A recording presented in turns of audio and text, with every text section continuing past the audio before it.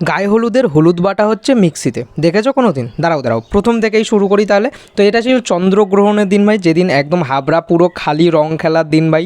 তো চলে এসেছিলাম মামার বাড়িতে একদম মাঝরাতে, তো এসেই একদম ডিনার ফিনার করে নিয়েছি আমরা। আর এইটা হচ্ছিল আমার মামি। তো মামিকে দেখে যদি ভালো লাগে তাহলে ভিডিওটাকে লাইক শেয়ার কমেন্ট করো ভাই, ঠিক আছে? ছাড়ো, তো আমরা খেয়ে দিয়ে নিই ভাই। তারপর চলেছিল ডিমের ঝোল ভাই।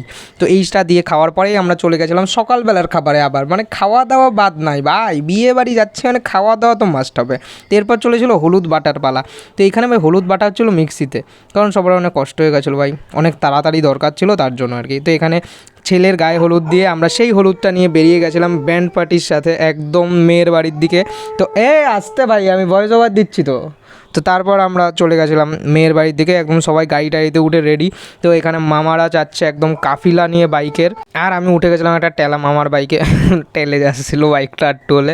যাই হোক ভাই, তো আমরা এখন পৌঁছে গেছি। না বেশি দূর নয়, দুটো রেলগেট ক্রস করলেই মামির বাড়ি। তো চলে এসেছি মামির বাড়ি একদম গেটের ভেতরে। আর এইটা হচ্ছে আমার মামার পুত্র।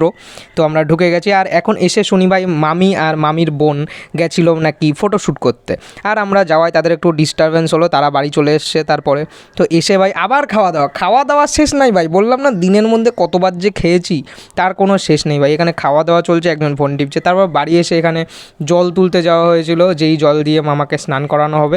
আর আস্তে আস্তে সে আর এক কিলোর কীর্তি ভাই, আমার জুতোটা ছিঁড়ে গেছিলো, আবার ফেভিকুইক দিয়ে সেটা লাগালাম। যাই হোক, সেই জলটা নিয়ে যাওয়ার দায়িত্ব নিয়েছিল আমার বাবা। আবার যেতে যেতে দেখি ভাই গায়ে হলুদের আর একটা টিম আসছে সামনে দিয়ে, মানে ব্যান্ড পার্টি আর নাচের যেন আলাদাই একটা কম্পিটিশন চলছিল ভাই। এরপরে যা হলো সেগুলো দেখার জন্য সাবস্ক্রাইব করো। টাটা বাই বাই, দেখা হচ্ছে পরের ভিডিওতে।